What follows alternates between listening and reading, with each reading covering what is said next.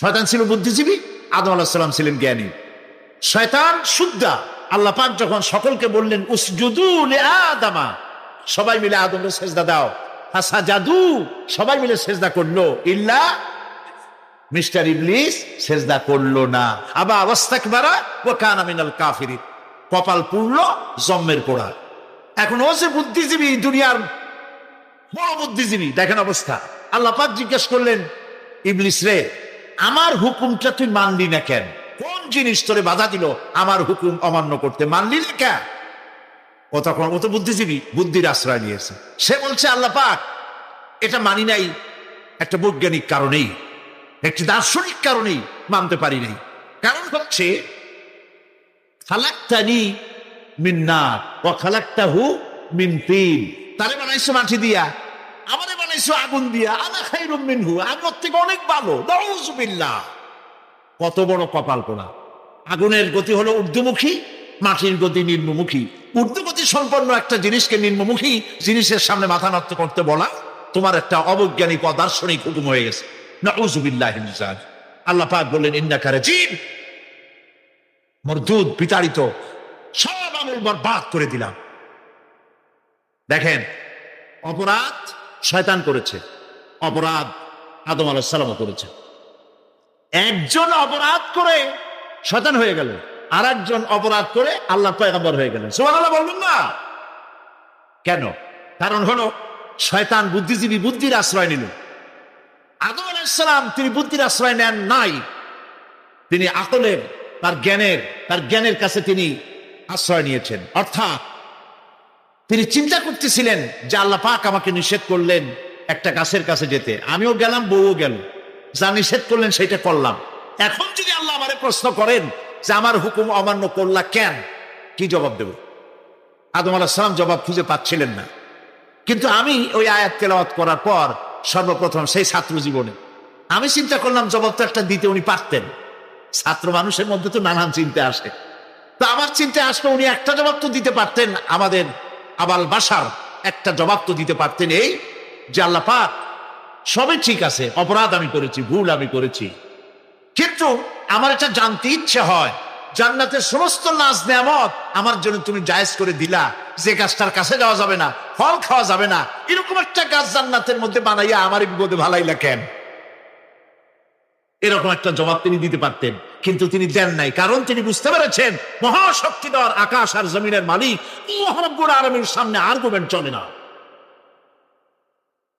তার সামনে আর্গুমেন্ট চলে না, সারেন্ডার চলে, আত্মসমর্পণ করা চলে। হযরত আদম আলাইহিস সালাম কোন আর্গুমেন্টের কাছে গেলেন না, কেঁদে কেঁদে অস্থির হয়ে যাচ্ছেন। আল্লাহ রাব্বুল আলামিন যখন প্রশ্ন করবেন, আদম রে, আমার হুকুম ভাঙলি কেন, অমান্য করলি কেন, কি জবাব দেব? আর ঠিক সেই মুহূর্তেই রব্বুল আলামিন প্রশ্ন করলেন, আদম রে, আমার হুকুম অমান্য করলে কেন? হযরত আদম আলাইহিস সালাম কোন বুদ্ধির আশ্রয় না নিয়া তার জ্ঞান তাকে বলে দিল, আল্লাহ তাকে কালেমা শিখাই দিলেন।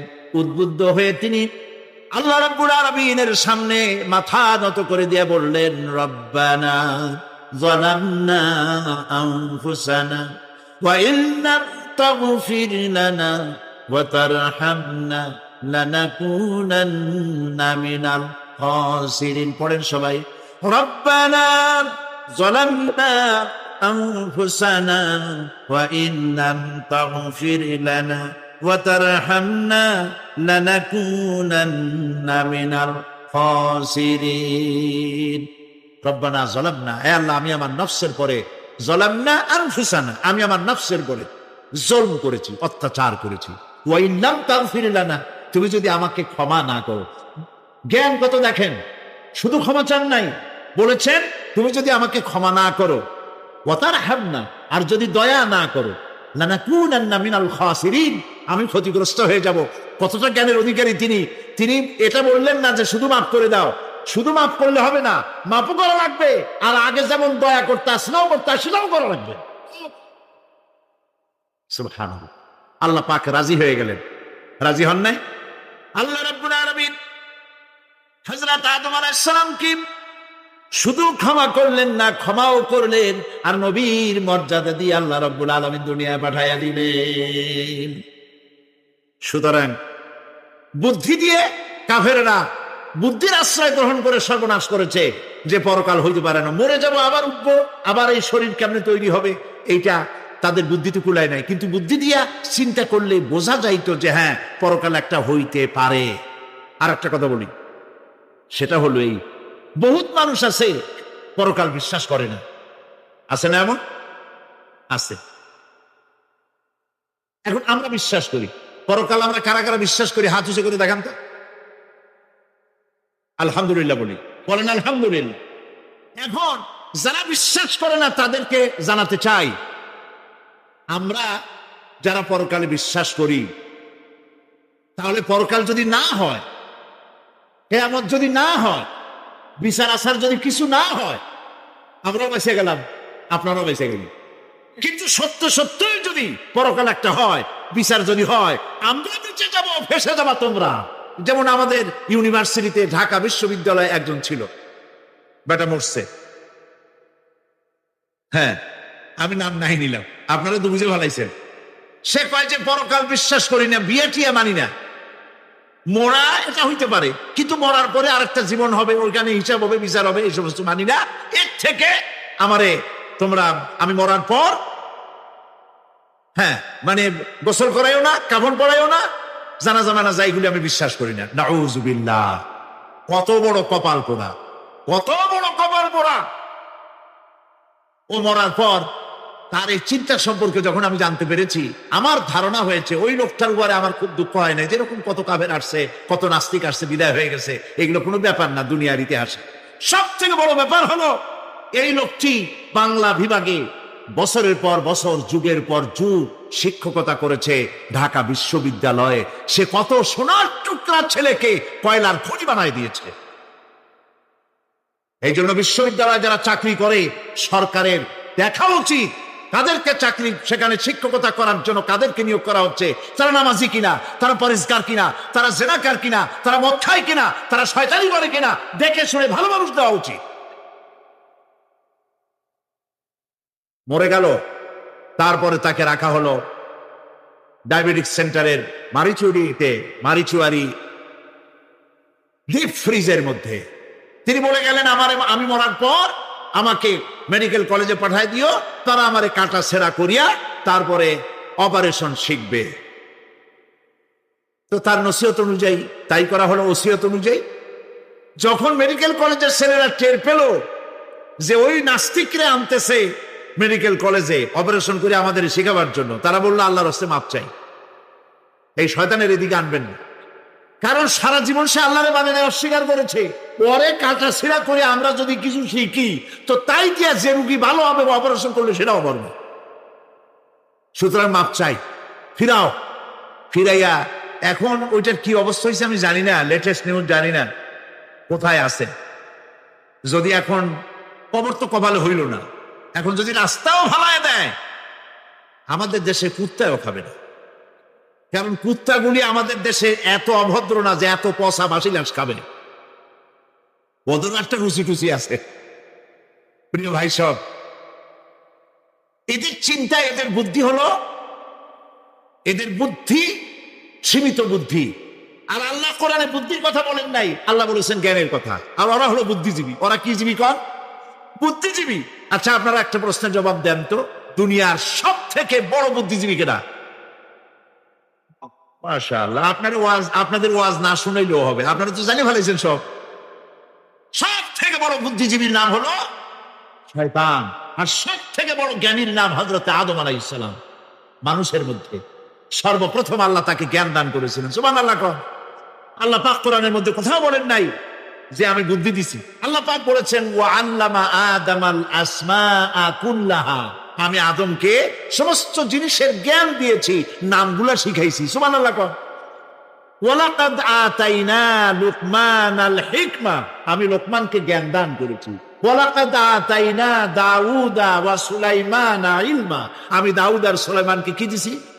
বুদ্ধি দিছি। কি দিছি? জ্ঞান দান করেছি।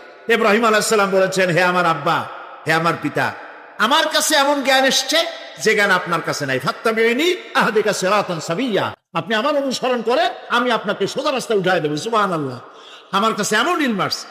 কোরআনে কারীম আল্লাহ রাব্বুল আলামিন বুদ্ধি শেখো, আল্লাহর কাছে বুদ্ধি কামনা করো, এটা তিনি এক জায়গাও বলেন নাই।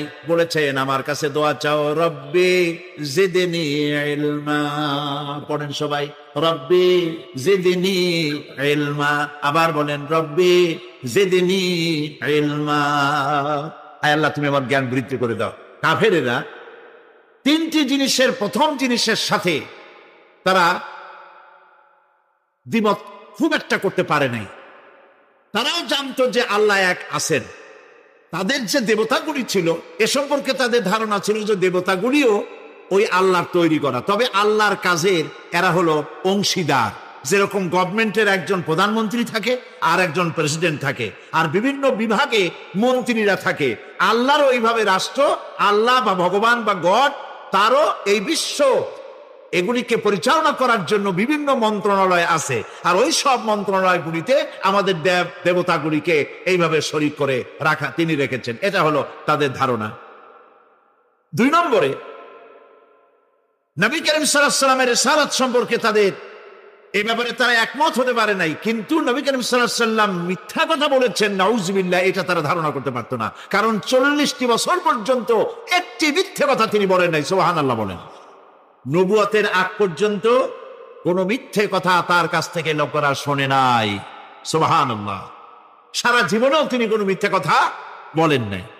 তৃতীয় যে বিষয়টি, এই বিষয় ছিল তাদের মারাত্মক প্রশ্ন, সেটাই আপনাদের সামনে আমি বলবো ইনশাআল্লাহ। তবে স্রষ্টা সম্পর্কে, আল্লাহ সম্পর্কে তাদের ধারণা ছিল এই।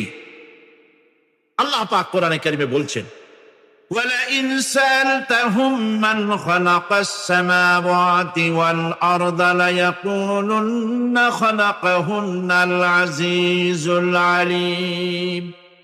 তাদেরকে যদি প্রশ্ন করা হয় কে আকাশ সৃষ্টি করেছে, কে জমিন সৃষ্টি করেছে, তাহলে তারা বলবে, এবং তোমাদেরকে কে সৃষ্টি করেছে, তার জবাবে তারা বলবে পরাক্রমশালী আল্লাহ রব্বুল আলামিন, তিনি সৃষ্টি করেছেন। ফেরাউনও কিন্তু কোনোদিন বলে নাই যে আকাশ আর জমিন আমি সৃষ্টি করেছি। নমরুদও কোনোদিন বলেনি আকাশ আর জমিন আমি সৃষ্টি করেছি। কেউ নিজেকে স্রষ্টা বলে কেউ দাবি করেনি। এইভাবে করে আল্লাহ পাক বলছেন, তাদেরকে যদি এই প্রশ্ন করা হয়, ওয়ালা ইন সাআলতাহুম মান নাযালা মিনাস সামাই মাআন ফাআহইয়া বিহিল আরদা মিন বাদি মাউতিহা লায়াকুলুন্নাল্লাহ। আল্লাহ পাক বলেন, তাদেরকে যদি প্রশ্ন করা হয় আকাশ থেকে কে পানি বর্ষণ করছে এবং এই পানি দিয়ে মৃত্যু জমিনকে কে জিন্দা করে দিল, এই প্রশ্ন যদি করা হয়, তারা বলবে আল্লাহ। কি জবাব দেবে বলুন? আকাশ থেকে পানি বর্ষণ কে করে?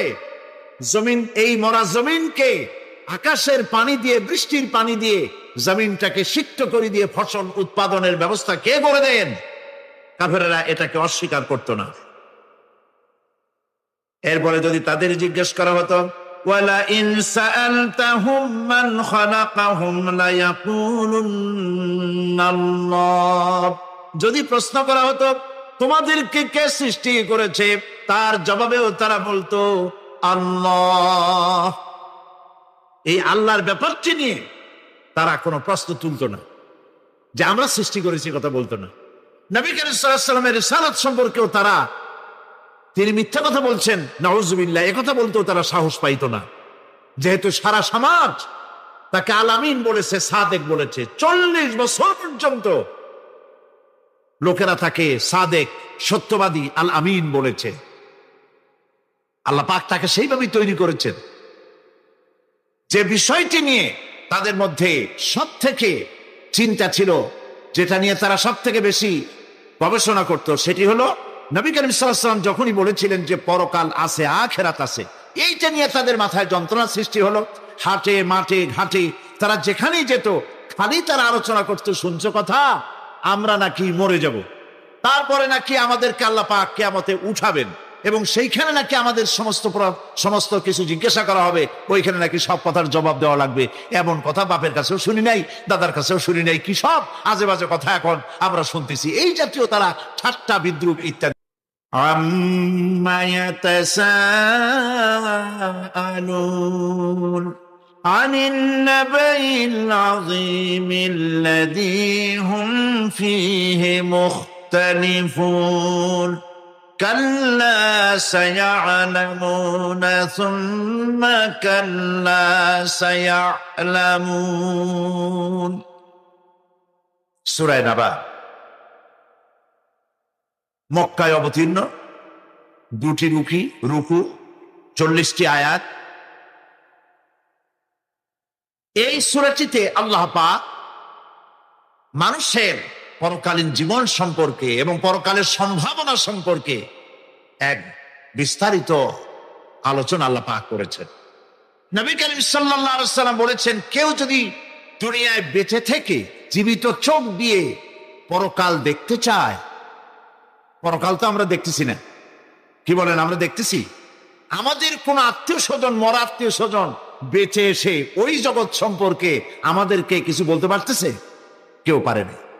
কাজেই সেই পরকালটা কেমন হবে, নবী করিম সাল্লাল্লাহু আলাইহি ওয়াসাল্লাম বলেছেন, কেউ যদি দেখতে চায়, তাহলে দুনিয়ায় বেঁচে থাকা অবস্থায় কেউ যদি পরকাল দেখতে চায়, তাহলে সে যেন সূরা নাবা, সূরা নাজিআত, সূরা তাকবীর, সূরা আল ইনফিতার সে যেন পড়ে।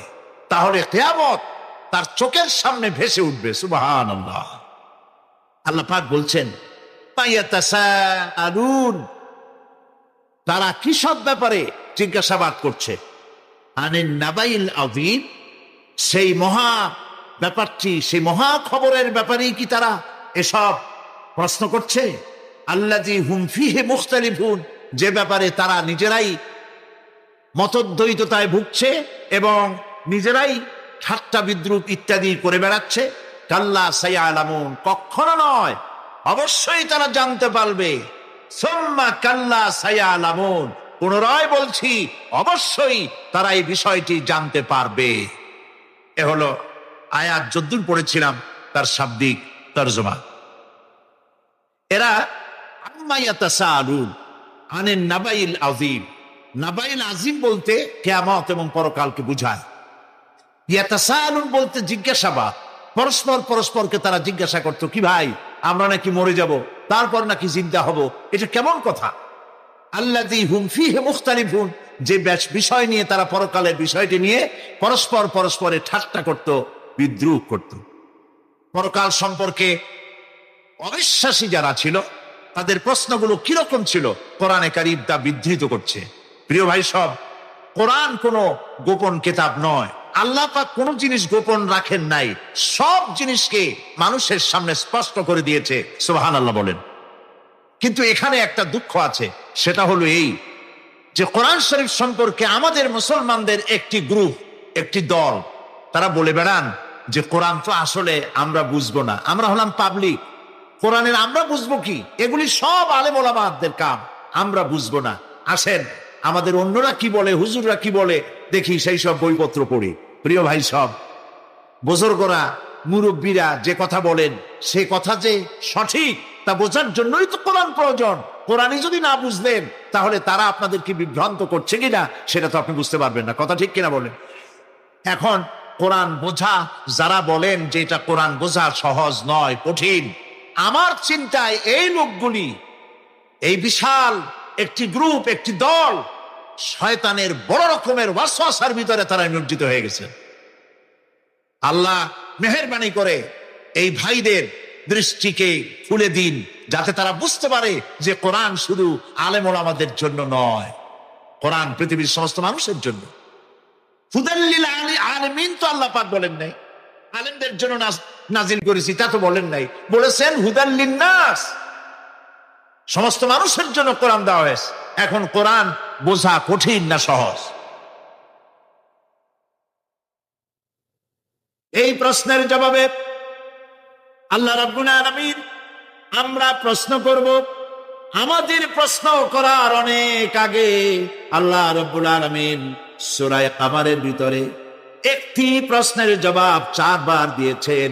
আল্লাহ পাক বলেছেন ওয়ালাকাদ ইয়াসসারনাল কুরআনা লিযিকর ফাহাল মিন মুদ্দাকির। আল্লাহ পাক বলেন আমি আল্লাহ অবশ্যই কোরআনকে মুখস্থ করার জন্য আর কোরআন বোঝার জন্য মানুষের কাছে আমি সহজ করে দিয়েছি। ফাহাল মিন মুদ্দাকির, আছে কে কেউ এর থেকে উপদেশ গ্রহণ করা? 4 বার আল্লাহ পাক বলেছেন সূরা কামারের ভিতরে, অবশ্যই কোরআন আমি বোঝার জন্য সহজ করে দিয়েছি। সুবহানাল্লাহ বলেন।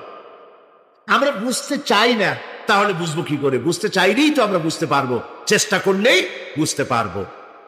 কোরআনে কারীমের এই সূরাটির দিকে লক্ষ্য করে আল্লাহ পাক বলছে কাফেরেরা এটা বিশ্বাস করতো না। বিশ্বাস না করে তারা কি সব প্রশ্ন উঠাইতো, সেই প্রশ্নগুলো আল্লাহ পাক তুলে ধরেছেন। আরেকটি জিনিস লক্ষ্য করুন, আল্লাহর চাইতে শক্তিধর পৃথিবীতে কেউ আছে? আকাশে কেউ আছে? কোথাও কেউ আছে? কেউ নাই। আল্লাহরে অস্বীকার করছে একদল লোক, বলতেছে মানি না।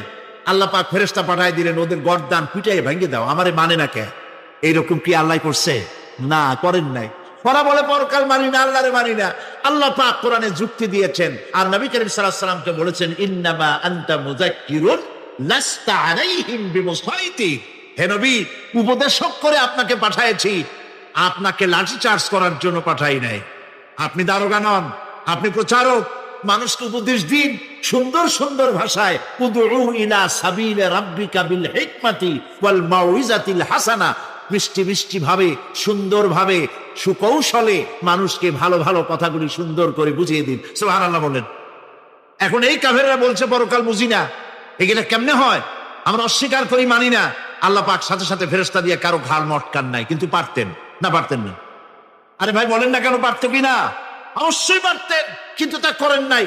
প্রত্যেকটি কথা যুক্তি দিয়ে, হাজার যুক্তি দিয়ে আল্লাহ পাক বুঝাইছেন। সুবহানাল্লাহ। কাফেররা প্রশ্ন করল,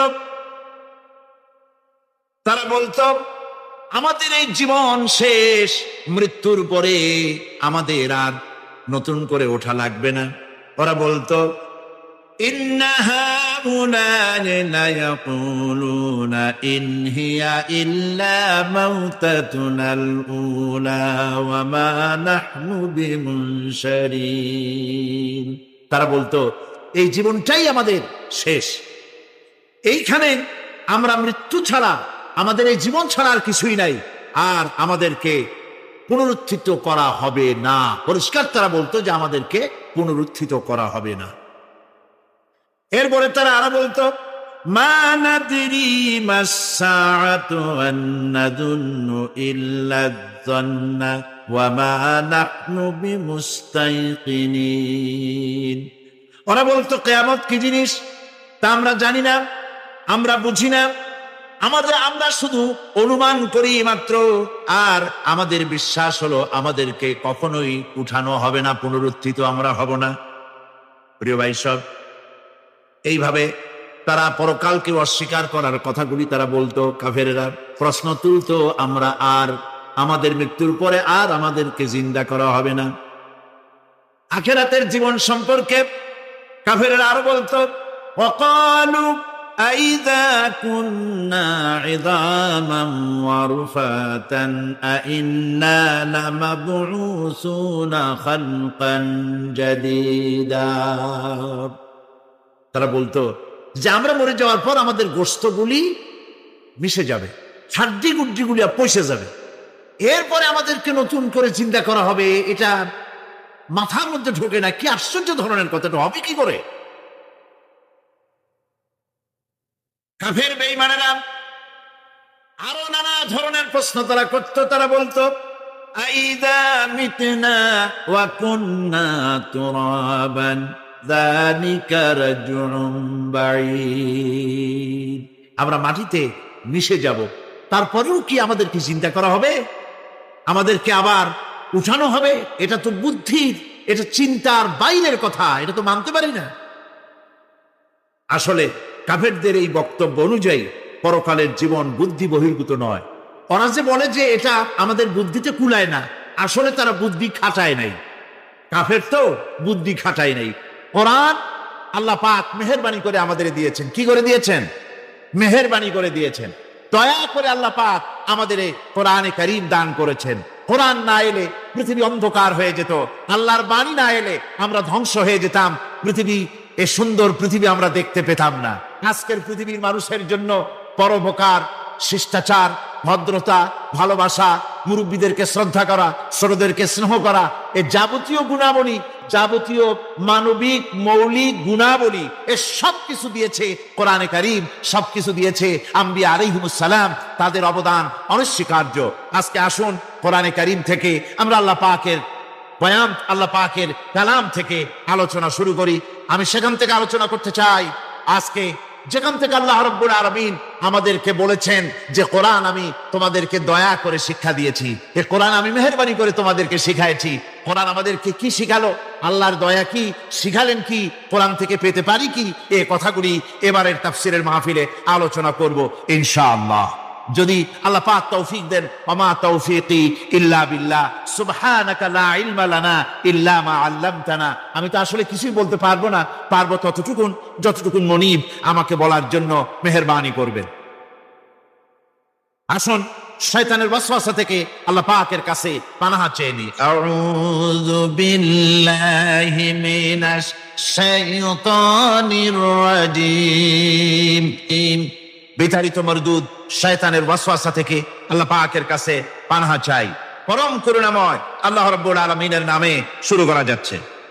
আর-রাহমানু আল্লামাল কুরআনা খালাকাল ইনসানা আল্লামাহুল বায়ান।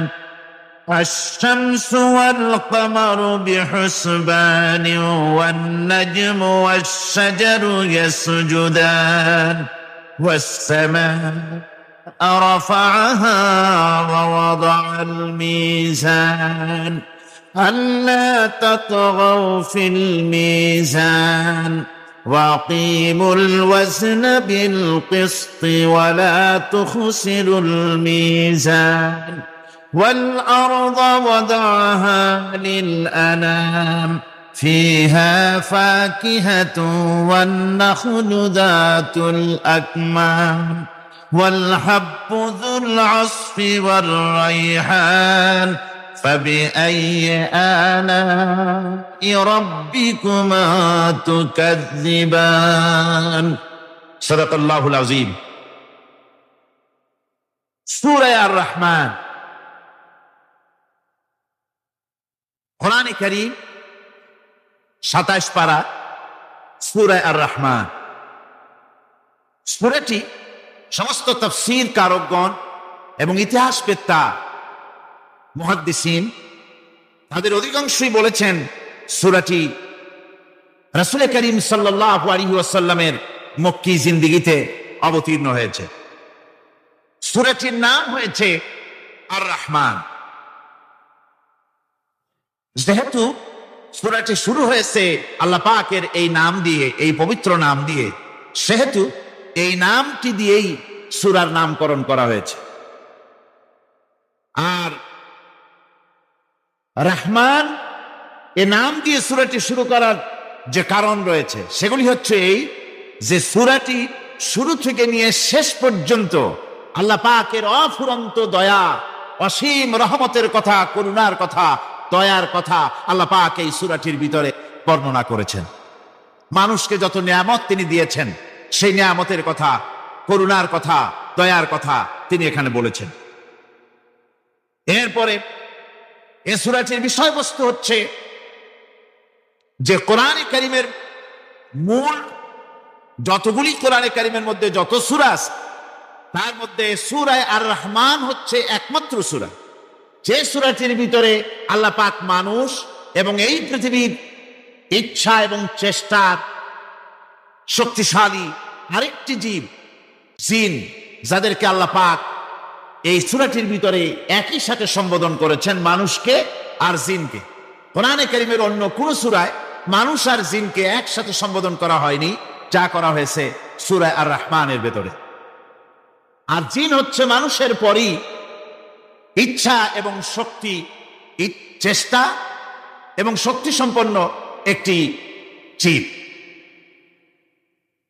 আল্লাহ পাক তার সীমাহীন এই জিন এবং ইনসানকে এই সূরার মাধ্যমে আল্লাহ পাক তার সীমাহীন দয়া, তার করুণা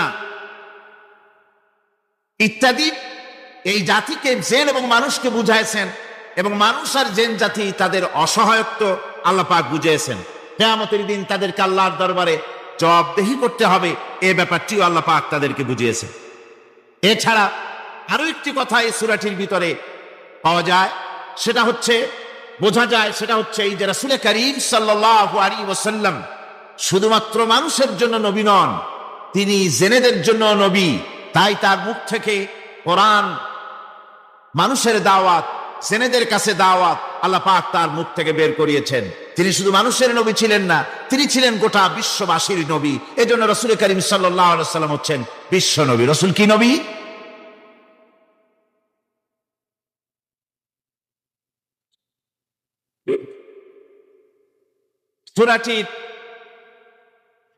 এই সূরাটির সূচনা হয়েছে মানুষ দিয়ে, মানুষকে দিয়ে আলোচনা শুরু হয়েছে। তার কারণ হচ্ছে মানুষ হচ্ছে আশরাফুল মখলুকাত। যদিও জিন এবং মানুষকে মুখাতিব করা হয়েছে, কিন্তু জেনেদের দিয়ে শুরু করা হয় নাই। তার কারণ মানুষ হচ্ছে আশরাফুল মখলুকাত। জেনেদের ভিতরে কোনো নবী প্রেরণ করা হয়নি, নবী প্রেরণ করা হয়েছে সব মানুষের মধ্যে। মানুষকে আল্লাহ পাক শ্রেষ্ঠ করেছেন, সুতরাং মানুষদের দিয়েই আল্লাহ পাক এই সূরাটি শুরু করেছেন। আর কোরআনে কারীমে এখানে আল্লাহ রাব্বুল আলামিন মানুষের ব্যাপারে কোরআনে কারীমের মধ্যে হেদায়েতের কথাগুলি বলেছেন। যেহেতু হেদায়েতের মালিক হচ্ছেন আল্লাহ পাক, পথ নির্দেশ করতে পারেন, পথ দেখাতে পারেন আল্লাহ সুবহানাহু ওয়া তাআলা। মূল পথ দেখাবার মালিক হচ্ছেন তিনি। কোরআনে কারীম বলছে, ওয়া আলাল্লাহি কাসদুস সাবিলি ওয়া মিনহা জাইরুন ওয়ালাউ শাআ লাহাদাকুম আজমাইন। আল্লাহ রাব্বুল আলামিন বলেন, সোজা রাস্তা বলে দেওয়ার দায়িত্ব আমি আল্লাহ রাব্বুল আলামিনের উপরে। সোজা কথা, সোজা রাস্তা, সোজা পথ বলে দেওয়ার দায়িত্ব আমার উপরে। আমি দেব সোজা রাস্তাটা বলে। যেখানে রয়েছে অসংখ্য বাঁকা পথ, এই পৃথিবীতে অসংখ্য বাঁকা পথ রয়েছে, সেই বাঁকা পথের মধ্যে সোজা রাস্তাটা বলে দিবেন কে বলুন? আল্লাহ পাক। তিনি সোজা রাস্তা বলে দিয়েছেন জনাবে মুহাম্মদ রাসূলুল্লাহ বলেন সাল্লাল্লাহু আলাইহি ওয়াসাল্লাম। তাকে দিয়ে, তার মাধ্যমে তিনি সোজা রাস্তা এই পৃথিবীর মানুষকে কোরআনে কারীম দিয়ে সোজা রাস্তা বলেছেন, সহজ রাস্তা বলেছেন। সহজ রাস্তা আর সোজা রাস্তা হচ্ছে ইসলাম। কোরআনের মাধ্যমে আল্লাহ পাক সে কথাগুলি আমাদেরকে বুঝিয়েছেন। শুরু হচ্ছে সূরাটি আর রহমানু আল্লামাল কুরআন। রহমান, যিনি এই কোরআন শিক্ষা দিয়েছেন। তিনি মানুষ সৃষ্টি করেছেন এবং তাকে কথা বলা শিখিয়েছেন। চন্দ্র এবং সূর্য একটা নির্ধারিত একটা হিসাবের অনুসরণ করছে। তারকাসমূহ এবং সমস্ত বৃক্ষরাজি আল্লাহর সিজদায়, আল্লাহর সামনে সিজদায় অবনত হয়ে আছে। সূরাটি শুরু করা হয়েছে আর রহমান দিয়ে। এখানে এর অর্থ এই নয় যে কোরআন শরীফকে রাসূল করিম সাল্লাল্লাহু আলাইহি ওয়াসাল্লাম কোরআনের শিক্ষা রাসূলের শিক্ষা নয়, বরং আল্লাহর শিক্ষা। কোরআনের শিক্ষাটা কার? আল্লাহর শিক্ষা। এই কথা বোঝাবার জন্য আল্লাহর একটি সিফাতি নামের পরিবর্তে, আল্লাহ পাকের জাতি নামের পরিবর্তে সিফাতি নামের প্রয়োজন ছিল না। কিন্তু আল্লাহ পাক এখানে সিফাতি নাম রহমান ব্যবহার করলেন কেন? এটা তো এমনও হতে পারত আর রাজ্জাক আল্লামাল কোরআন, আস-সাত্তার আল্লামাল কোরআন, আল গাফফার আল্লামাল কোরআন। এভাবে তো আল্লাহ পাকের অনেকগুলি সিফাতি নাম আছে, সে নাম দিয়েও তো শুরু হতে পারত, কিন্তু আল্লাহ পাক তা করেননি। তার কারণ হলো আল্লাহ পাক এমন একটি নাম দিয়ে শুরু করেছেন তার সিফাতি নামগুলির মধ্য থেকে, যে নামটি হচ্ছে দয়ায় পরিপূর্ণ, আর রহমান অর্থাৎ দয়া। এই কোরআন শিখিয়েছেন তিনি, যিনি হচ্ছেন দয়াবান, যিনি দয়ার মহাসাগর, যার দয়ার কোনো শেষ নাই। তিনি কোরআনে কারীমকে মানুষকে শিক্ষা দান করেছেন। আল্লাহ পাক এটা চাননি যে তিনি মানুষ আর জিনকে সৃষ্টি করবেন আর মানুষ আর জিনগুলি অন্ধকারে তারা আশ্রে মরবে, অন্ধকারে তারা মারা পড়বে, তারা কোনো পথের সন্ধান পাবে না। এভাবে আল্লাহ পাক এটা বরদাস্ত করতে পারেননি। তাই তিনি কোরআন মানুষকে শিক্ষা দিয়েছেন, এমন এক কোরআন দিয়েছেন দয়া করে, যে কোরআনের উপরে নির্ভর করে ত্রুটিমুক্ত জীবন যাপনের, যে কোরআনের উপরে নির্ভর করে পরকালের কল্যাণ, যে কোরআনের উপরে নির্ভর করে এই পৃথিবীতে সুখ শান্তি স্থিতিশীলতা, এই পৃথিবীর স্বস্তি, এই পৃথিবীর আরাম, এ সব কিছু নির্ভর করে কোরআনের শিক্ষার উপরে। সেই জন্য আল্লাহ রাব্বুল আলামিন কোরআনে কারীম শিক্ষা দিয়েছেন, তাই তার আগে তিনি তার নামকে বলেছেন রহমান। এ কোরআন শিক্ষা দিয়েছেন কে? রহমান। কে শিক্ষা দিয়েছেন? সবাই বলুন, কে দিয়েছেন শিক্ষা? রহমান এ কোরআন শিক্ষা দিয়েছেন। আরবি ভাষায় রহমান বলা হয় এমন একটা জিনিসকে যার ভেতরে রয়েছে নম্রতা এবং প্রীতি, ভালোবাসার একটি উৎস, যার দ্বারা তিনি অন্যকে উপকার করতে চান, স্নেহ দিতে চান, ভালোবাসা দিতে চান, মহব্বত দিতে চান। রহমতের ভিতরে এই কথাগুলি সন্নিবেশিত রয়েছে। এখন রহমত কি? আল্লাহ রহমত হচ্ছে, আল্লাহ পাক বলছেন ওয়ারহমাতি ওয়াসিআত কুল্লা শাই, আমার দয়া, আমার রহমত, আমার করুণা সমস্ত সৃষ্টি জগৎকে ঘিরে রেখেছে। আমার রহমত ছাড়া, দয়া ছাড়া এই পৃথিবী চলতে পারে না। এই পৃথিবী পরিচালিত হচ্ছে আল্লাহ রহমতের উপরে আর আল্লাহ পাকের করুণার উপরে। কোরআনে কারীম বলছে قل لمن ما في السماوات والأرض قل لله كتب على نفسه الرحمة। আকাশ ও পৃথিবীকে কে সৃষ্টি করেছেন? আকাশ এবং পৃথিবী কার? হে নবী আপনি বলুন, সেই মহান স্রষ্টার, যিনি রহমতকে, করুণাকে, ভালোবাসাকে নিজের জন্য প্রয়োজনীয় করেছেন। ভালোবাসা দেওয়া, করুণা করা, মোহব্বত করা যিনি নিজের জন্য প্রয়োজনীয় করে দিয়েছেন। সৃষ্টিকে মোহব্বত করার, ভালোবাসা দেওয়া, শুধু সৃষ্টিই নয় বরং দয়া এবং ভালোবাসা দিয়ে তিনি সিক্ত করেছেন।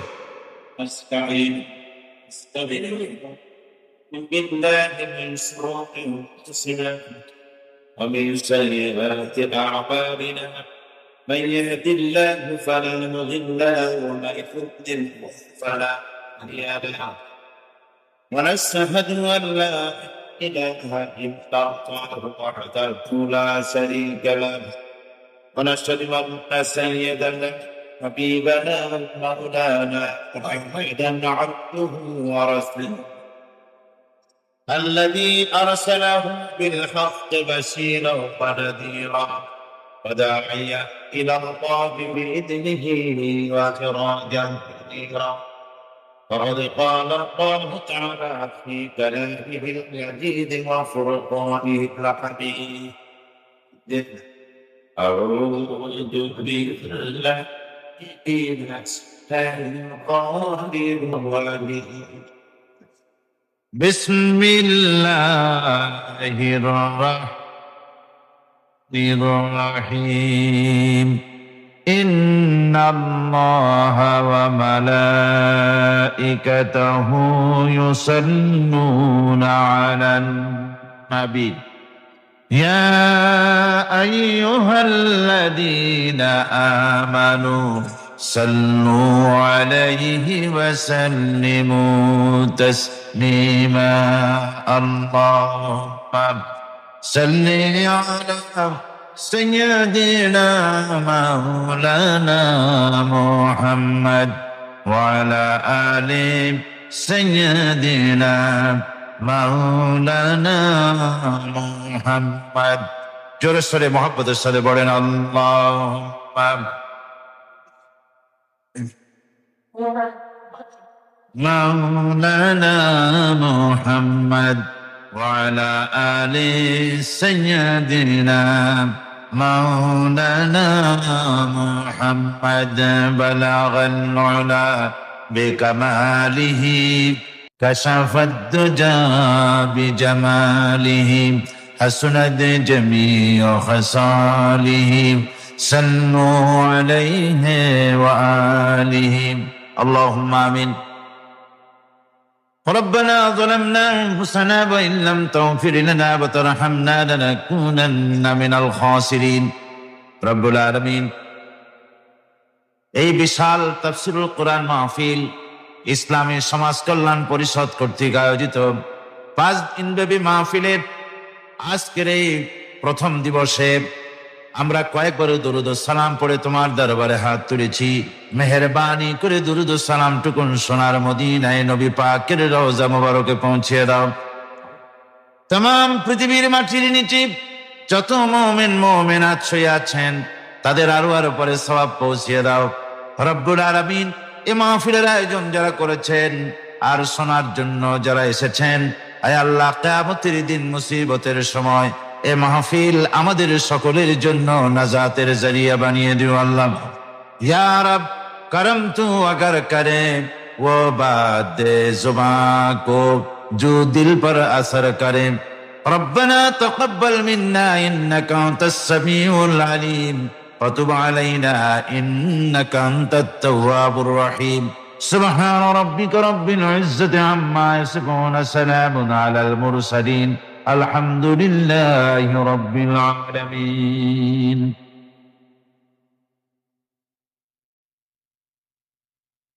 জনাব শ্রদ্ধেয় সভাপতি আল্লামা হযরত মাওলানা শামসুদ্দিন সাহেব দামাত বরকাতুহুল আলিয়া, হযরত উলামায়ে কেরাম, সম্মানিত সুধীমণ্ডলী, উপস্থিত আমার দিনদার ইমানদার মুসলমান ভাইয়েরা, পর্দার আড়ালের বোনেরা, আসসালামু আলাইকুম ওয়া রাহমাতুল্লাহি ওয়া বারাকাতুহু। কোটি শুকরিয়া আদায় করি যে মহান আল্লাহ সুবহানাহু ওয়া তাআলা আমাদেরকে আজ ঐতিহ্যবাহী ঐতিহাসিক তাফসীরুল কোরআন মাহফিল ইসলামী সমাজ কল্যাণ পরিষদ চট্টগ্রাম তারা যে ব্যবস্থা করে থাকেন প্রতি বছর, এবছর সেই তাফসীরুল কোরআন মাহফিলের ৫৫ বার্ষিকী। আজকের এই মাহফিলে যে আল্লাহ পাক আমাদেরকে শরীক হওয়ার তৌফিক এনায়েত করলেন, সেই মহান মাবুদের দরবারে আমরা শুকরগুজার হচ্ছি, আমরা কালিমাতুশ শুকর আদায় করছি, আমরা সকলে পড়ছি আলহামদুলিল্লাহ। মহব্বতের সাথে জোরে সোরে সবাই পড়েন আলহামদুলিল্লাহ।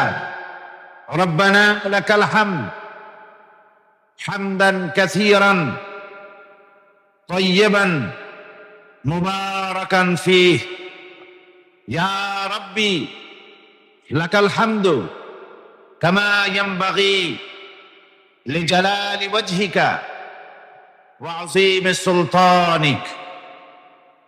আমরা আল্লাহ পাকের শুকরিয়া আদায় করছি যে আল্লাহ পাক তার আখেরি কালাম, কালামে রব্বানি কোরআনে কারীম শোনার জন্য, বোঝার জন্য আমাদেরকে এখানে হাজির করেছেন। এবং প্রতি বছর এই কোরআনে কারীমের আলোচনার ব্যবস্থাপনা যারা করেন তাদের জন্য দোয়া করা দরকার। আল্লাহ পাক যেন তাদেরকে আহলে কোরআন বানিয়ে দেন, সবাই বলুন আমিন। কোরআনে কারীমের আযীম খিদমতের জন্য আল্লাহ সুবহানাহু ওয়া তাআলা তাদেরকে যেন কিয়ামতের দিন জাহান্নাম হারাম হতে পারে এ জাতীয় জীবন যাপন করার তৌফিক যেন আল্লাহ আমাদের সকলকে দান করেন, সবাই বলি আমিন। বন্ধুগণ, আসরের নামাজের পর থেকে কোরআনে কারীমের তাফসীরের মাহফিলের কার্যক্রম শুরু হয়েছে। বিভিন্ন উলামায়ে কেরাম আপনাদের সামনে কথা বলেছেন। সর্বশেষ আপনাদের সামনে যিনি কথা বললেন, প্রখ্যাত ইসলামী চিন্তাবিদ, মুজাহিদে মিল্লাত আল্লামা হযরত মাওলানা শাহ আব্দুল জব্বার সাহেব, পীর সাহেব কেবলা বাইতুশ শরফ মাদজিল্লুহুল আলী, তিনি অত্যন্ত গুরুত্বপূর্ণ আলোচনা আমাদের সামনে রেখেছেন এবং প্রতিদিন এ ধরনের গুরুত্বপূর্ণ কথাবার্তা আপনারা শুনতে পাবেন ইনশাআল্লাহ। কোরআনে কারীম আপনারা শুনতে এসেছেন। কোরআনে কারীম হচ্ছে গোটা বিশ্বের সর্বশ্রেষ্ঠ আল্লাহ পাকের আখেরি কালাম, যে কিতাব আল্লাহ পাক অবতীর্ণ করেছেন বিশ্ব মানবতার জন্য, যে কিতাব শুধু মুসলমানদের জন্য নয়। কোরআনে কারীম হচ্ছে হাযা বায়ানুল লিন্নাস হুদাল লিন্নাস গোটা পৃথিবীর সমস্ত মানব মণ্ডলীর জন্য আল্লাহ পাক এ কোরআন অবতীর্ণ করেছেন। সবাই বলুন সুবহানাল্লাহ। কোরআনে কারীম শুধু মুসলমানদের কিতাব নয়, কোরআনে কারীম হচ্ছে বিশ্ববাসীর হেদায়েতের কিতাব। এই কিতাবকে আল্লাহ রাব্বুল আলামিন অবতীর্ণ করেছেন বিশ্ববাসীর হেদায়েতের জন্য। তিনি বলেছেন, ফামান তাবিআ হুদায়া ফালা খাউফুন আলাইহিম ওয়ালা হুম ইয়াহজানুন। ফামান তাবিআ হুদায়া, যারা এই কোরআনে কারীমের অনুসরণ করবে, কোরআনে কারীমের কথা অনুযায়ী, কোরআনে কারীম অনুযায়ী ব্যক্তি, পরিবার, সমাজ ও রাষ্ট্র গঠন করবে, ফালা খাউফুন আলাইহিম, তাদের জন্য কোনো ভয় নাই, ওয়ালা হুম ইয়াহজানুন, ওদের জন্য কোনো চিন্তাও নাই। এই কোরআনে কারীম রাসূল করিম সাল্লাল্লাহু আলাইহি ওয়াসাল্লামের উপরে যখন অবতীর্ণ হয়, একটি নিরাপত্তাহীন, ভীতিপূর্ণ একটি সমাজ, সেই সমাজের ভিতরে রাসূল এসেছিলেন, যেখানে ডাকাতি ছিল, ছিনতাই ছিল, রাহাজানি ছিল, হত্যা ছিল, জিজ্ঞাসা ছিল, মারামারি ছিল, মানুষে মানুষে মহব্বত ছিল না, উদারতা ছিল না, প্রীতি ছিল না, প্রেম ছিল না, ভালোবাসা ছিল না, গরিব দরিদ্র মানুষের অধিকার ছিল না, অধিকার হারা বঞ্চিত মানুষের জন্যই ইসলাম এলো, কোরআন এলো, নবী এলেন। আর রাসূল করিম সাল্লাল্লাহু আলাইহি ওয়াসাল্লাম এই কোরআনে কারীমের মাধ্যমেই এমন একটি সমাজ উপহার দিলেন বিশ্ববাসীকে, যেই সমাজে চুরি ছিল না, ডাকাতি ছিল না, জেনা ব্যভিচার ছিল না, শান্তি আর শান্তি হয়ে গেল সমাজের ভেতরে। আজও আমাদের দেশে, গোটা পৃথিবীতে, আমরা আমাদের দেশে এবং গোটা পৃথিবীতে যদি শান্তি পেতে চাই, তাহলে কোরআনের বিকল্প আর কিছু আছে? জোরে বলুন, আর কিছু আছে? কোরআনে কারীমের বিকল্প আর কিছু নাই। শান্তি, স্বস্তি, স্থিতিশীলতা, স্বাধীনতার গ্যারান্টি, সার্বভৌমত্বের গ্যারান্টি, মানুষের নিরাপত্তা যদি পেতে চাই, কোরআনে কারীমের আইনের কোনো বিকল্প মনুষ্য সমাজের জন্য আর হতে পারে না। আমরা পৃথিবীতে দেখেছি, সমাজতন্ত্র মানুষকে কিছু দিতে পারেনি, পুঁজিবাদ কিছু দিতে পারেনি, ধর্মনিরপেক্ষতাবাদ কিছু দিতে পারেনি, জাতীয়তাবাদ কিছু দিতে পারেনি। মানুষকে উপহার দিয়েছে শুধু দুঃখ, দারিদ্র, মারামারি আর সন্ত্রাস। আজকে বাংলাদেশের অপর নাম যদি বলা হয় সন্ত্রাস, সন্ত্রাসী দেশ অথবা সন্ত্রাসে পরিপূর্ণ একটি দেশ, তাহলে অত্যুক্তি হবে না। আজ মানুষের ব্যক্তির নিরাপত্তা নাই, পরিবারের নিরাপত্তা নাই, ছাত্র ছাত্রীরা স্কুলে যাবে নিরাপত্তা নাই, কলেজ ইউনিভার্সিটির অঙ্গনে নিরাপত্তা নাই, রাস্তায় নিরাপত্তা নাই, কোথাও নিরাপত্তা নাই। মানুষের সন্ত্রাস যেন জাতীয় জীবনের সাথে এমন ভাবে একটা বিষাক্ত সাপের মতো আনাগোনা করছে, যাকে যেখানে পাচ্ছে তাকে দংশন করছে, সবল মারছে, আর মানুষ অকাতরে তার জীবন দিচ্ছে। সর্বত্র এই সন্ত্রাসের কারণে মানুষের জীবন আজ বিপর্যস্ত হয়ে যাচ্ছে। এই সন্ত্রাস থেকে যদি বাঁচতে চায়, চরিত্রের যে ধস নেমেছে যুবকদের চরিত্রে, শিক্ষক, ছাত্র, কৃষক, পেশাজীবী, প্রকৌশলী, ডাক্তার, আইনজীবী, বুদ্ধিজীবী, সাহিত্যিক, অর্থাৎ সব শ্রেণীর ভেতরে, আমি একেবারে পাইকারি দরের সবাইকে বলছি না, কিছু তো ভালো সব সময় থাকে, কি বলেন ঠিক কিনা? কিছু তো ভালো সব সময় থাকে, কিন্তু চরিত্রের যে ধস নেমেছে সকল শ্রেণীর ভেতরে, তা অতীতের যে কোনো সময়ের তুলনায় বর্তমান বাংলাদেশে, বর্তমান পৃথিবীতে মানুষের চরিত্র আস্তে আস্তে করে জিরোর কোটায় নেমে যাচ্ছে। এই চরিত্র যদি আমরা বাঁচাতে চাই, চারিত্রিক উন্নতি যদি চাই, সন্ত্রাস মুক্ত জমিন যদি চাই, সন্ত্রাস মুক্ত দেশ যদি চাই, সন্ত্রাস মুক্ত শিক্ষাঙ্গন যদি পেতে চাই, তাহলে কোরআনে কারীমের শাসনের কোনো বিকল্প নাই, কোরআনের আইনের কোনো বিকল্প নাই, আল্লাহর আইনের বিকল্প নাই, আর সৎলোকের শাসনের কোনো বিকল্প নাই। এই রব শব্দের বাংলা অর্থ করা হয় প্রভু, লালনকারী, প্রতিপালনকারী, কিন্তু এই অর্থ যথেষ্ট নয়। কোরআনে কারীমে যে রব বলা হয়েছে তার অর্থ হচ্ছে, তার অর্থ ব্যাপক, অনেক বিশাল এর অর্থ। এ রব কে বলে? আমি রবের সমস্ত ব্যাখ্যা করতে পারবো না, তবে অল্প কথায় এমন ভাবে বলতে চেষ্টা করব যাতে করে আপনাদের বুঝে আসবে ইনশাআল্লাহ। আমরা বলি ইনশাআল্লাহ।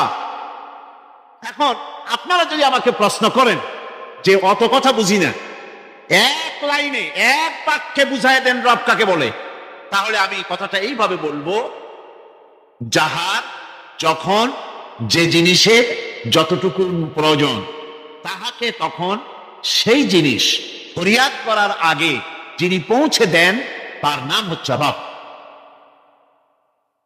এই রব হচ্ছে তার মধ্যে রুবুবিয়তের সম্পূর্ণ কোয়ালিটিতে ভর্তি। আল্লাহ পাকের মধ্যে রুবুবিয়তের কোয়ালিটি। রব শুধু সৃষ্টি করেই ছেড়ে দেন না, প্রতিপালন করেন, পূর্ণতায় পৌঁছে দেন। সুবহানাল্লাহ বলতে ইচ্ছে করে না ভাইয়া? দেখেন আল্লাহ রাব্বুল আলামিন এমন রব। বাংলাদেশের কুকুর আর আমেরিকা ইউরোপের শীত প্রধান দেশের কুকুর একরকম নয়। আমাদের দেশের পশু ইউরোপ আমেরিকা শীত প্রধান দেশের পশু একরকম নয়। তার কারণ হলো আমাদের দেশে শীত কম, নাতিশীতোষ্ণ অঞ্চলের মধ্যে খানিকটা পড়ে যায়। এখানে পশুদের গায়ে কম পশম থাকলে কোনো অসুবিধা নাই। ভেড়া, ঘোড়া, কুকুর, বন্য প্রাণীকে কেউ তো কম্বল দেয় না, ল্যাপ দেয় না, রাজাই দেয় না, খাতা দেয় না, চাদর দেয় না।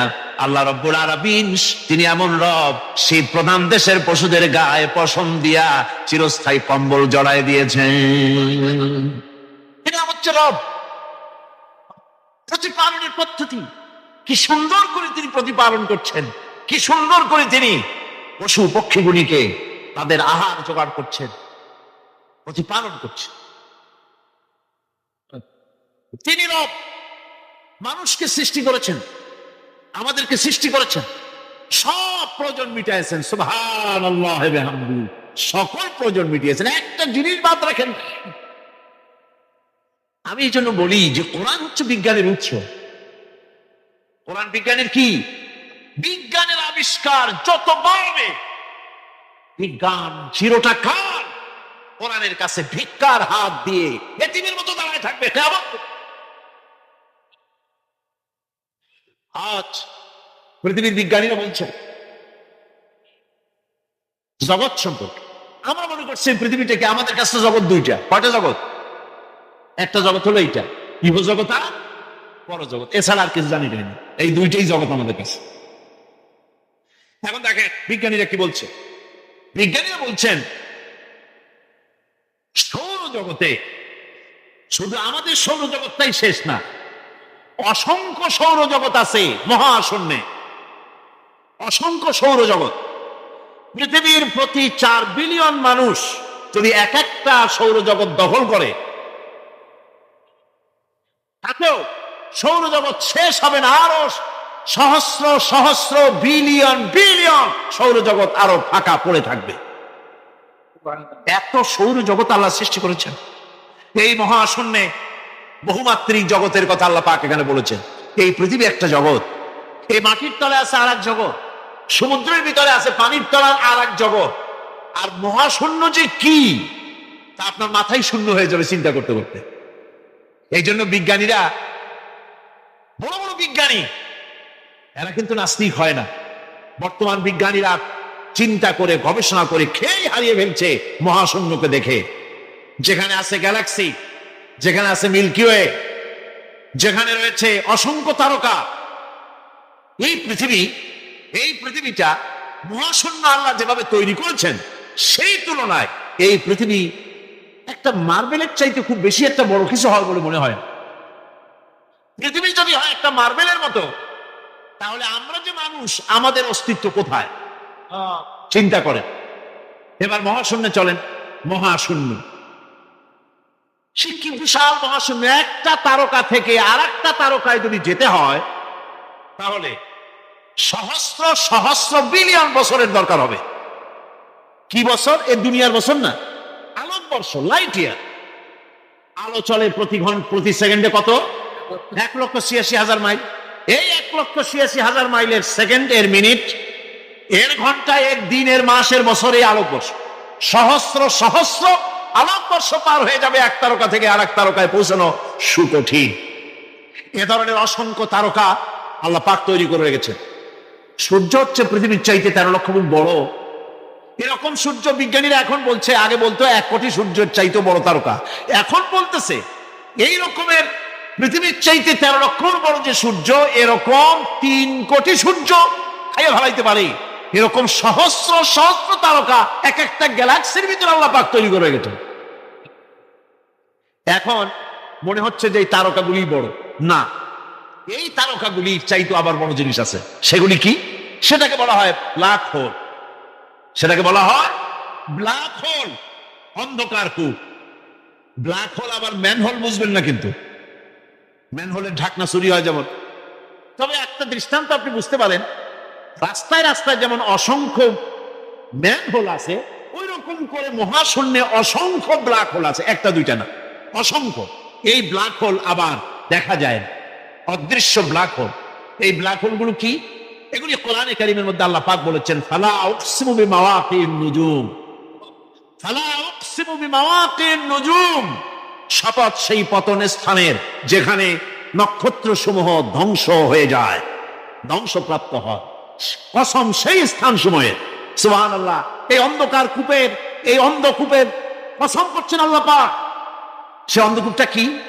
সেই ব্ল্যাক হোলটা কি? সেই ব্ল্যাক হোল হচ্ছে ওই যে তারকার কথা বললাম, যে সূর্য খাইতে পারে, 3 কোটি সূর্য খাইতে পারে, এই রকমের তারকাগুলি ঘুরতে ঘুরতে কোন এক কারণে যখন সে ব্ল্যাক হোলের রেঞ্জের মধ্যে এসে যায়, তখন ব্ল্যাক হোল ওকে এমন ভাবে চুষে হজম করে ফেলে, যেমন বাচ্চা চকলেট চুষা খাইয়া ফেলায়, এইরকম ব্ল্যাক হোলগুলি অত বড় তারকাগুলি খাইয়া চুষা শেষ করে ফেলে দেয়। সুবহানাল্লাহি ওয়া বিহামদিহি। বিজ্ঞানীরা বলেছেন, আমাদের এই পৃথিবীটা, আল্লাহ না করুন কখনো, এই পৃথিবীটা যদি কোনো ব্ল্যাক হোলের আওতায় পড়ে, ওর রেঞ্জে আসে, তাহলে মাত্র 2 সেন্টিমিটারের মধ্যে পৃথিবীটা তার ঘনত্ব লাভ করে ব্ল্যাক হোলের মধ্যে অদৃশ্য হয়ে যাবে, হারায় যাবে, অস্তিত্ব থাকবে না। আল্লাহ পাক, আশ্চর্য লাগে আমার, বিজ্ঞানের বইপত্র যখন পড়ি আমার কাছে আশ্চর্য লাগে। 1400 বছর আগে নবী কোন বিজ্ঞানাগারে পড়াশোনা করেন নাই, কোন সায়েন্স দিয়ে রিসার্চ করেন নাই, সেই নবীর মুখ থেকে এমন বিজ্ঞানময় কোরআন আল্লাহ বের করালেন, যার পৃথিবীর মডার্ন যুগের বিজ্ঞানীরা কোরআনের কাছে এতিম হয়ে দাঁড়ায় আছে। পৃথিবীর কোন বিজ্ঞানী বলতে পারবে না যে কোরআনে কারীমের অমুক আয়াতটা আনসাইন্টিফিক, এটা হাদিস আমাদের বিজ্ঞানের সাথে মিল খায় না, এমন কথা বলতে পারবে না। বরং কোরআন সার্টিফাই করবে তোমার এই বক্তব্য, তোমার এই থিওরি মোস্ট আনসাইন্টিফিক। কোরআন বলবে, ওরা বলতে পারবে না যে আয়াতটা আনসাইন্টিফিক। সুতরাং কোরআন হচ্ছে মহান বিজ্ঞানময়, কোরআন হচ্ছে আল্লাহ পাকের দেওয়া এক মহান বিধান, যে কোরআনের কারণে আল্লাহ পাক আমাদেরকে হেদায়েত দান করেছেন। সুতরাং এই কোরআন হচ্ছে, কোরআনের মধ্যে যা আছে, গোটা কোরআনে যা আছে সব সূরা ফাতিহায় আছে। সুবহানাল্লাহি ওয়া বিহামদিহি। আল্লাহ পাক বলছেন, আলহামদুলিল্লাহি রাব্বিল আলামিন। মুহাব্বতের সাথে পড়েন সবাই, আলহামদুলিল্লাহি রাব্বিল আলামিন। সমস্ত প্রশংসা, যাবতীয় প্রশংসা সে আল্লাহ পাকের, যিনি তামাম জাহানের পালনেওয়ালা রব। আল্লাহ পাক তার কাছে যখন বান্দা আলহামদুলিল্লাহি রাব্বিল আলামিন বলে, তখন প্রশ্ন হয় যে তার, যার প্রশংসা তুমি করছো, তোমরা করছো, তার কি আরো কোনো গুণকীর্তন আছে নাকি? আমরা বলি আর রহমানির রহিম, তিনি পরম দাতা এবং দয়ালু। রহমান এবং রহিম দুটি হচ্ছে সমর্থবোধক, প্রায় কাছাকাছি অর্থবোধক শব্দ। অসীম মেহেরবান এবং বিশেষ করুণাময় তিনি, যিনি রহমান এবং রহিম। রহমান রহিম আল্লাহ পাকের দুটি গুণবাচক নাম। রহমান অপেক্ষা, রহিম অপেক্ষা রহমান, এটা হচ্ছে বেশি ব্যাপক অর্থবোধক, যার জন্য তাফসীরে বলা হয়েছে আর রহমানু যুর রাহমাতিশ শামিলা বিজামিল খালায়েক ফিদ দুনিয়া ওয়াল মুমিনিনা ফিল আখিরাহ। অর্থাৎ রহমান তিনি যিনি এমন রহমতের মালিক যা বিশেষত গোটা বিশ্বের সমস্ত মানুষের জন্য প্রযোজ্য। আর রহিম হচ্ছে শুধু কিয়ামতের দিন পৃথিবীতে রহমান, তিনি দয়াবান পৃথিবীর সমস্ত মানুষের জন্য, এবং কিয়ামতে শুধু মুমিনদের জন্য। রহমান কিয়ামতে শুধু মুমিনদের জন্য। আর রহিম হচ্ছে আর রহিম যুর রাহমাতি শামিলা লিল মুমিনিনা ইয়াউমিল কিয়ামা। রহিম হচ্ছে শুধুমাত্র কিয়ামতের দিন আল্লাহ রাব্বুল আলামিন শুধু মুমিন লোকদের জন্য এই বিশেষ দয়া কিয়ামতের দিন করবেন। এখন রহমান হচ্ছেন পৃথিবীর সমস্ত মানুষের জন্য, সমস্ত প্রাণীর জন্য। তার দান থেকে কেউ বঞ্চিত থাকবে না, সকলের জন্য তার দানের দরজা অবারিত, উন্মুক্ত। আউযু বিল্লাহি মিনাশ শাইতানির রাজীম। বিসমিল্লাহির রাহমানির রহিম। আলহামদুলিল্লাহি রাব্বিল আলামিন। সবাই পড়েন আলহামদুলিল্লাহি রাব্বিল আলামিন আর রহমানির রহিম মালিকি ইয়াউমিদ্দিন ইয়্যাকা না'বুদু ওয়া ইয়্যাকা নাস্তাঈন ইহদিনাস সিরাতাল মুস্তাকিম সিরাতাল লাযীনা আন'আমতা আলাইহিম গায়রিল মাগদুবি আলাইহিম ওয়ালাদ-দাল্লিন। আমিন। সূরা ফাতিহা কোরআনে কারীমের সর্বপ্রথম একটি পূর্ণাঙ্গ সূরা, যেটি সেই সূরাটির নাম হচ্ছে সূরা ফাতিহা। এর আগে যত সূরা নাজিল হয়েছে রাসূল কারীম সাল্লাল্লাহু আলাইহি সাল্লামের কাছে তা ছিল 10 আয়াত, 20 আয়াত, 30 আয়াত, এরকম করে করে। কিন্তু পূর্ণাঙ্গ সূরা হিসাবে হুজুরের কাছে প্রথম যে সূরাটি নাজিল হয় সেই সূরাটির নাম হচ্ছে সূরা ফাতিহা। আর ফাতিহার এটা গ্রন্থের প্রারম্ভিকা হিসাবে রাখা হয়েছে বলে এই সূরাটির নাম হচ্ছে আল ফাতিহা, সূরাতুল ফাতিহা অথবা ফাতিহাতুল কিতাব, যার সাহায্যে কোন জিনিসকে উদ্বোধন করা হয়, শুরু করা হয়, সেটার নাম হচ্ছে ফাতিহা।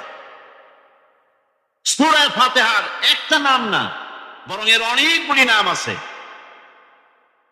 সূরা ফাতিহার কম বেশি 22টি নাম পাওয়া যায়। আবার তাফসীরে রুহুল মানিতে এর 40টি নাম বলা হয়েছে। সূরা ফাতিহা অত্যন্ত ফজিলতপূর্ণ একটি সূরা, বরকতপূর্ণ সূরা। এই সূরাটির এক নাম হচ্ছে ফাতিহাতুল কিতাব, মানে হচ্ছে কোরআন পুঞ্জিকা, কোরআনের চাবি অথবা কোরআন প্রারম্ভিকা। এটাকে বলা হয়েছে উম্মুল কিতাব, কোরআনের কিতাবের মা। তো মা মানে কোরআন শরীফের পেটে সূরা ফাতিহা হয়েছে তা না। আরবিতে শব্দের অর্থ হচ্ছে কেন্দ্র, সেন্টার, আসল। এই জন্যে মক্কা শরীফকে বলা হয়, কোরআনে কারীম মক্কা শরীফকে বলেছে কি উম্মুল কোরা, গ্রাম সমূহের মা। সারা পৃথিবীর সমস্ত জায়গা থেকে, শহর গঞ্জ গ্রাম থেকে লোকেরা এখানে এসে একত্রিত হয়, সেজন্য এটার নাম রাখা হয়েছে উম্মুল কোরা। আবার সেনাবাহিনীর পতাকাকে বলা হয় উম্মুন, তার মানে হচ্ছে সমস্ত সেনাবাহিনী এই পতাকার ছায়াতলে ঐক্যবদ্ধ হয়, একত্রিত হয়, সেজন্য সেই পতাকার নাম হচ্ছে উম্মুন। অনুরূপ ভাবে গোটা কোরআনে কারীমের মধ্যে যা কিছু আছে তা সূরা ফাতিহার ভিতরে কেন্দ্রীভূত করা হয়েছে বলে এটার নাম হয়েছে উম্মুল কিতাব। এটার নাম হয়েছে সূরাতুর রাস। রাস শব্দের অর্থ হচ্ছে মগজ। মগজ হচ্ছে মাথার কেন্দ্রস্থল, আর গোটা কোরআনে কারীমের কেন্দ্রস্থল হচ্ছে সূরা ফাতিহা। সূরা ফাতিহার আরেক নাম হচ্ছে সূরাতুল কানজ, অর্থাৎ খনি, খনির সূরা। তার মানে হচ্ছে জ্ঞান বিজ্ঞানের সমস্ত খনি আল্লাহ পাক সূরা ফাতিহার মধ্যে রেখে দিয়েছেন। সুবহানাল্লাহি ওয়া বিহামদিহি। এর আরেকটা নাম হচ্ছে সূরাতুল ওয়াফিয়া, অর্থাৎ পূর্ণাত্ম প্রাপ্ত। এই সূরাটি হচ্ছে একমাত্র সূরা যা খণ্ডিত করে পড়া যায় না। কোরআন শরীফের যে কোনো সূরাকে অংশবিশেষ তেলাওয়াত করে নামাজ পড়তে পারেন, অংশবিশেষ পড়তে পারেন, কিন্তু সূরা ফাতিহা হচ্ছে এমন একটি সূরা যে সূরা খণ্ডিত করে পড়া যায় না। পড়তে হলে সবটাই পড়তে হবে, এর জন্য এটার নাম হচ্ছে পূর্ণাত্ম প্রাপ্ত। এটাকে বলা হয়েছে আসাসুল কোরআন, অর্থাৎ কোরআনের ভিত্তি। 30 পারা কোরআনের পূর্ণাঙ্গ ব্যবস্থা পেশ করা হয়েছে, তার ভিত্তি হচ্ছে সূরা ফাতিহা। এটার নাম হচ্ছে সূরাতুল হামদ, প্রশংসার সূরা। যেহেতু সূরা ফাতিহায় আল্লাহর প্রশংসা দিয়ে ভরা, এই জন্য এটার নাম হচ্ছে সূরাতুল ফাতিহা। এর আরেকটি নাম হচ্ছে সূরাতুশ শুকর, শুকর করা, কৃতজ্ঞতা প্রকাশ করার সূরা। এই সূরাটির মধ্যে মানুষ আল্লাহ পাকের অসীম অনুগ্রহের শুকরিয়া আদায় করে বলে প্রশংসার মাধ্যমে, এই জন্য এটার নাম হয়েছে সূরাতুশ শুকর। সূরাটির না আরেকটি নাম হচ্ছে সূরাতুদ দোয়া। এই সূরাটি একটি দোয়া, একটি প্রার্থনা, আল্লাহ পাকের কাছে প্রার্থনা করা হয়, সেজন্য এটার নাম হচ্ছে সূরাতুদ দোয়া।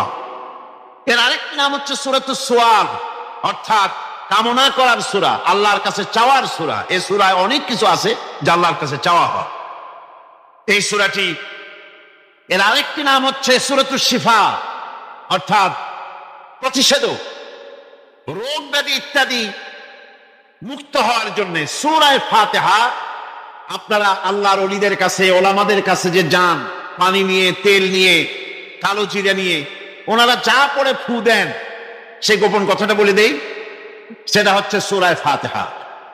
সূরা ফাতিহা কোন কোন কিতাবে মুফাসসিরিন ইকরাম লিখেছেন, মুহাদ্দিসিনরা লিখেছেন যে দুরারোগ্য ব্যাধি, কোন ওষুধে ভালো হচ্ছে না, প্রতিদিন 40 বার করে সূরা ফাতিহা পড়ে পানিতে দম করে ফজরের পরে 41 দিন যদি এভাবে সেবন করে, সেই দম করা পানি দুরারোগ্য ব্যাধিও আল্লাহ পাক ভালো করে দিবেন। সুবহানাল্লাহ বিহামদি। এটা হচ্ছে সূরাতুশ শিফা। এটাকে বলা হয় সূরাতুস সালাত। নামাজ হবেই না সূরা ফাতিহা ছাড়া, নামাজ সূরা ফাতিহা ছাড়া হবে না। এই জন্য লা সালাতা লিমান লাম ইয়াকরা বিফাতিহাতিল কিতাব, হাদিস শরীফে এসেছে সূরা ফাতিহা ছাড়া নামাজ শুদ্ধ হবে না, নামাজ জায়েজ হবে না। সেই জন্য এটার নাম হচ্ছে সূরাতুস সালাত। কোরআনে কারীমের এই সূরাটি, এটাকে হযরত পীর সাহেব কেবলা একটি আয়াত তেলাওয়াত করে বলেছেন সাবউল মাসানি। এটা হচ্ছে নিত্য পাঠনীয় সপ্তবাক্য, যে 7টি বাক্যকে সবসময় পড়া লাগে। তার মানে হচ্ছে যে ব্যক্তি নামাজ পড়ে 5 ওয়াক্ত, 24 ঘন্টার ভিতরে সূরা ফাতিহা একেবারে কম করেও যদি হয়, তাহলে 40 বার এই সূরা 24 ঘন্টায় নামাজি ব্যক্তিকে পড়তে হয়। এই জন্য সবসময় পাঠনীয় এই সূরাটি। সূরাটি মোট অক্ষর সংখ্যা হচ্ছে 113, শব্দ সংখ্যা হচ্ছে 25টি।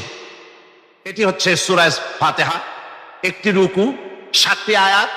নাজিলের অবতীর্ণ হওয়ার স্থান হচ্ছে মক্কা আল মুকাররমা। রাসূল করিম সাল্লাল্লাহু আলাইহি ওয়াসাল্লামের মক্কি জিন্দেগিতে সূরাটি অবতীর্ণ হয়। শুরু হচ্ছে সূরা ফাতিহা। আলহামদুলিল্লাহি রাব্বিল আলামিন।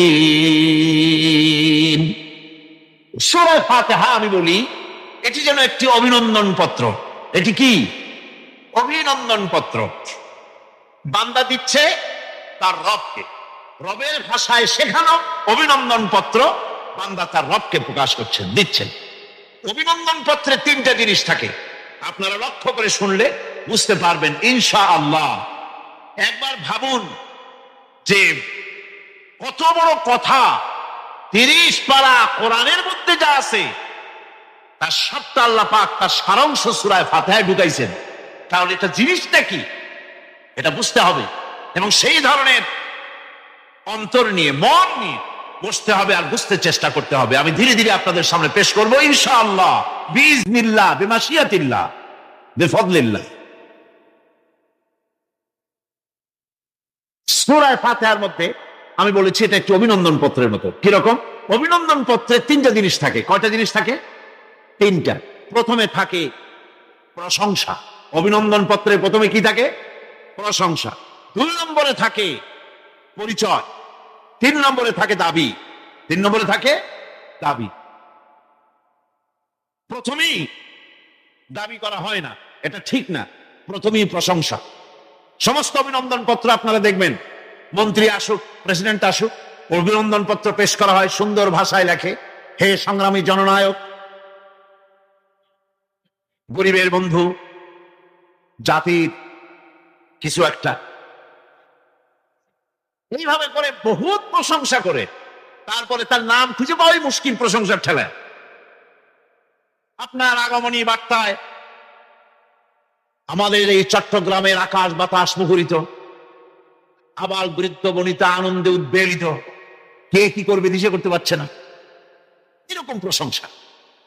এই প্রশংসা দিয়ে তারপরে বলে আমরা চট্টগ্রাম কলেজের কর্তৃপক্ষ, আমাদের বেড়া নাই, টিন নাই, চাল নাই, ইট নাই, সিমেন্ট নাই, আমাদের এগুলোর দাবি। তাহলে প্রথমে গেল প্রশংসা, 2 নম্বরে পরিচয়, 3 নম্বরে দাবি। মূলত এই ভদ্রতা প্রথমে কেউ বলে না। মন্ত্রী সাহেব, চিটাগং এ আসছেন তো, আমাদের দাবি না মিটাইয়া ঠ্যাং আস্ত নিয়ে ঢাকা ফিরতে পারবেন না, এরকম বলে নাকি? এরকম বললে কিছুই পাওয়া যাবে। মূলত এই যে ভদ্রতা, এই শালীনতা, এই শিষ্টাচার শিক্ষা দিয়েছে আল কোরআন। সুবহানাল্লাহ বিহামদিহি। বান্দাকে কিছু চাইতে হবে, আর চাওয়াটা শিখাইছেন কে? আল্লাহ। কে শিখিয়েছেন? বান্দাকে একটা বড় জিনিস চাইতে হবে, একটা বড় জিনিস চাইতে হবে আল্লাহর কাছে। সে চাওয়াটা কি সেটাও আল্লাহ শিখাইছেন। যেহেতু আমরা তো জানি না, বুঝি না, আল্লাহ আমাদের কত মেহেরবান, তার কত দয়া, আমাদের শিখাই দিচ্ছেন কেমনে প্রশংসা করতে হবে, কেমনে পরিচয় দিতে হবে, আর কেমনে দাবি করতে হবে। 3টি জিনিস সূরা ফাতিহার মধ্যে আল্লাহ পাক ঢুকিয়ে দিয়েছেন। সুবহানাল্লাহ।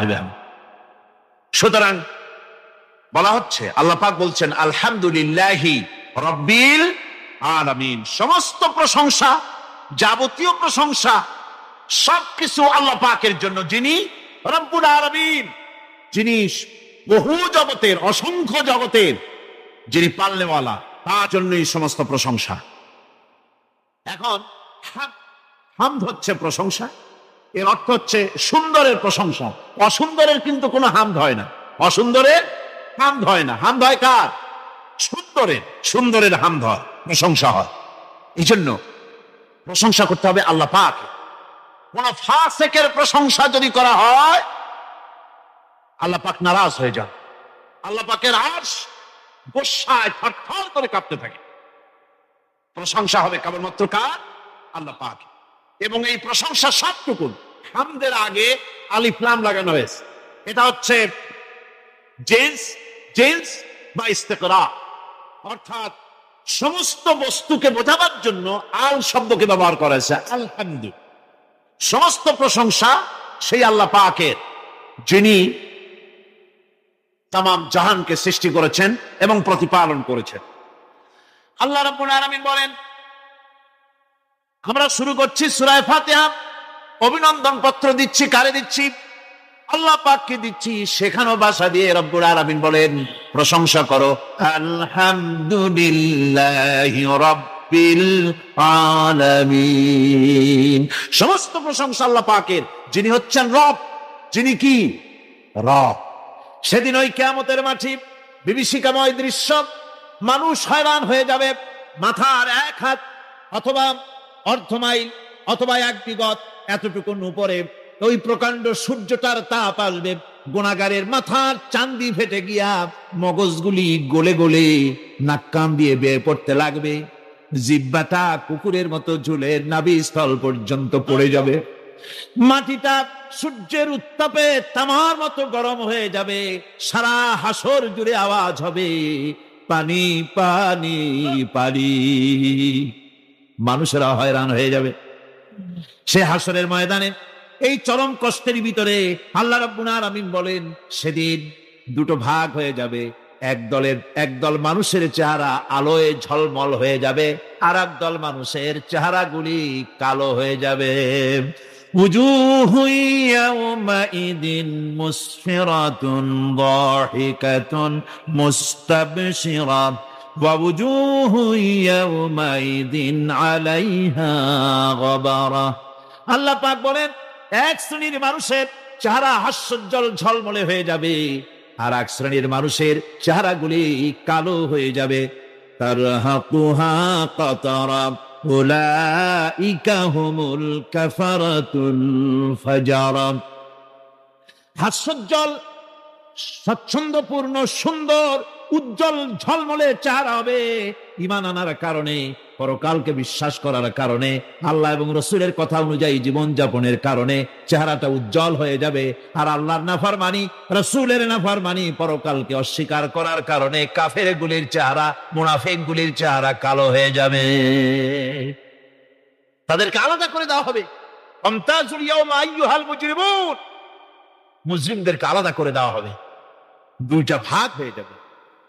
এই চরম অবস্থা সৃষ্টি হবে কিয়ামতের ময়দানে।